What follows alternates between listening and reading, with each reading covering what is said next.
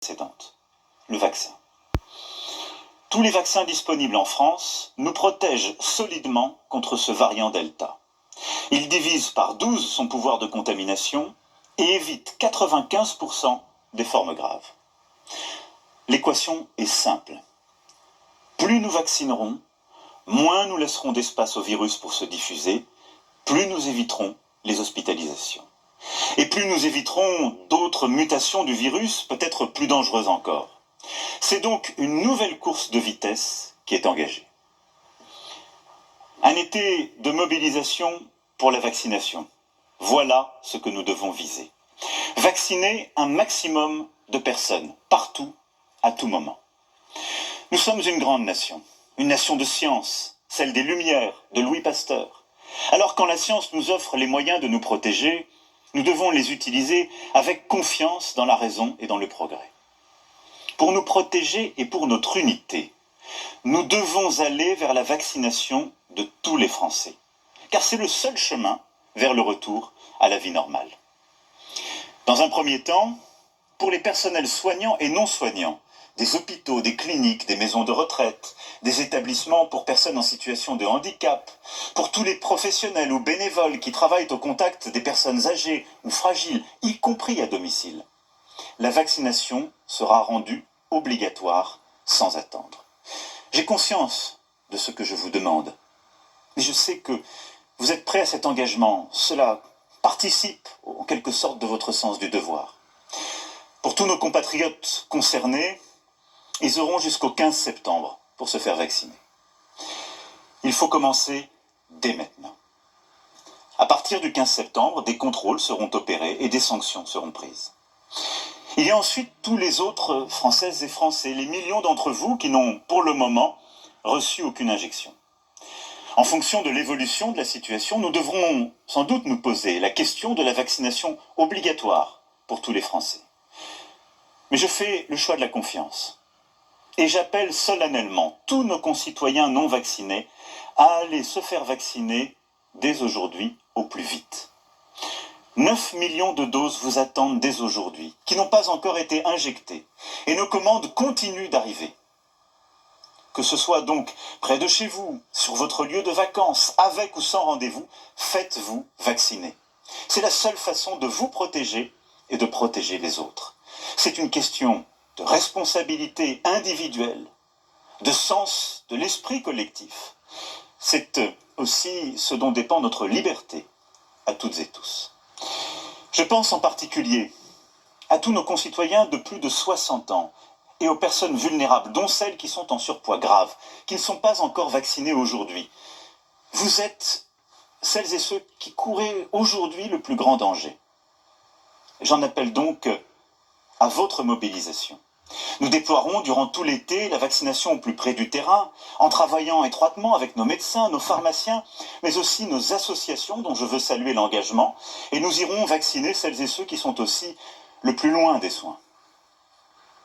Pour les collégiens, les lycéens, les étudiants, des campagnes de vaccination spécifiques seront déployées dans les établissements scolaires dès la rentrée.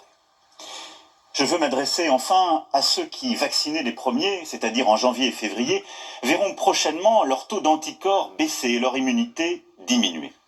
Je veux ici les rassurer. Dès la rentrée, une campagne de rappel sera mise en place pour vous permettre de bénéficier d'une nouvelle injection selon le même système et dans les mêmes conditions que là où les premières. Les rendez-vous pourront être pris dès les premiers jours du mois de septembre.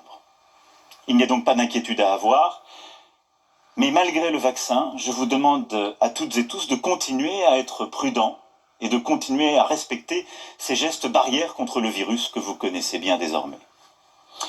En complément de la vaccination, nous allons devoir mettre en place de nouvelles mesures pour freiner le virus.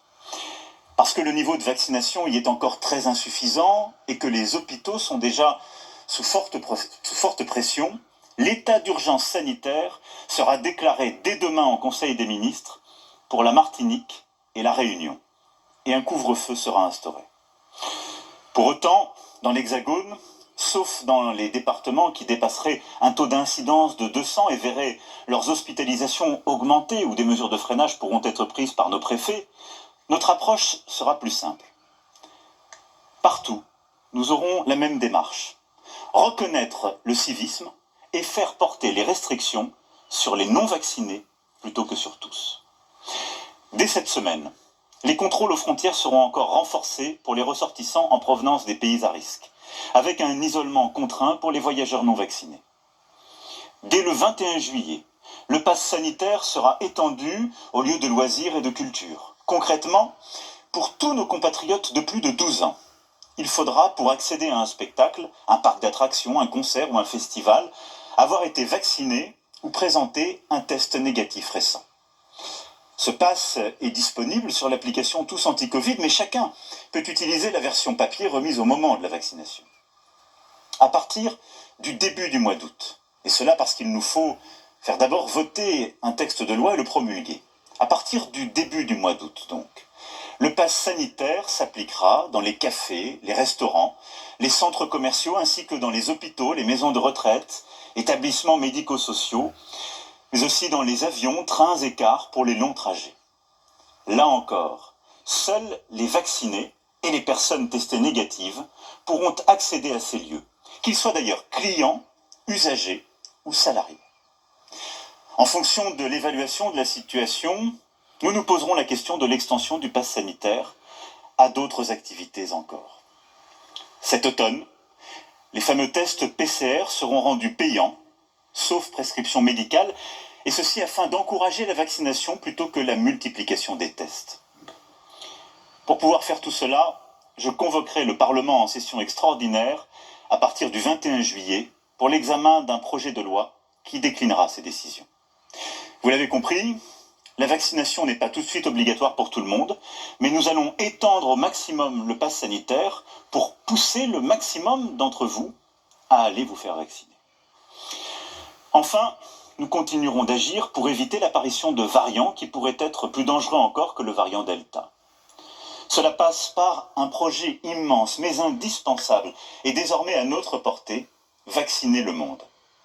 La France, depuis mars 2020, est à l'initiative avec le programme ACT-A qui vise à la fois à produire davantage de vaccins et à donner aux pays les plus pauvres davantage de vaccins. Nous avons déjà donné plus de 2,5 millions de doses et d'ici la fin de l'année, nous donnerons plusieurs dizaines de millions de doses de vaccins. Nous contribuerons à nous mobiliser, justement, et à mobiliser tous nos partenaires pour produire plus et donner encore davantage aux pays les plus pauvres, en particulier dans les Balkans, en Afrique, au Proche et au Moyen-Orient. Plusieurs pays sont aujourd'hui fortement touchés et nous allons accroître encore notre aide, et je pense particulièrement à la Tunisie. Pour en finir durablement avec la pandémie, nous devons vacciner partout. Je vous l'avais dit l'année dernière, nous allions devoir vivre avec le virus. Ce sera le cas tout au long de cette année 2021 et sans doute pour plusieurs mois encore de l'année 2022, même si le vaccin change beaucoup de choses. Les semaines à venir seront donc celles de la mobilisation pour bloquer le virus et pour continuer de relancer notre économie. L'été de mobilisation pour la vaccination sera aussi un été de relance. Je l'ai constaté au cours de mes récents échanges avec vous partout en France. Notre plan de relance se déploie à un rythme soutenu. Sur les 100 milliards d'euros votés à l'automne dernier et permis grâce à l'accord européen historique d'il y a un an, 40 milliards ont ainsi été mobilisés sur le terrain. Nous devons faire plus encore, car plus vite nous concrétiserons le plan de relance, plus fort sera notre rebond. Plus vite nous concrétiserons le plan de relance, plus efficace sera notre lutte contre le dérèglement climatique. 1/3 des crédits sont en effet ciblés sur la rénovation thermique des bâtiments, sur les énergies décarbonées, sur l'automobile zéro émission, tous les secteurs qui concilient écologie et économie, écologie et progrès. Le gouvernement et les préfets s'assureront durant l'été de la bonne mise en œuvre des investissements sur le terrain. Nous allons aussi faire le maximum pour lever les contraintes qui pèsent sur les secteurs, justement, qui sont les plus en tension, et sur vous tous. D'abord, le manque de matières premières, qu'il s'agisse de bois, d'acier, de fer ou de semi-conducteurs, ce qui a retardé de nombreux chantiers et fait monter les coûts. Ensuite, les pénuries de main-d'œuvre. Selon la Banque de France, près d'une entreprise sur deux ne trouvent pas de réponse à ces offres d'emploi. Il faut ainsi tout faire ensemble sur le terrain pour y répondre. Vive la République et vive la France. Et voilà donc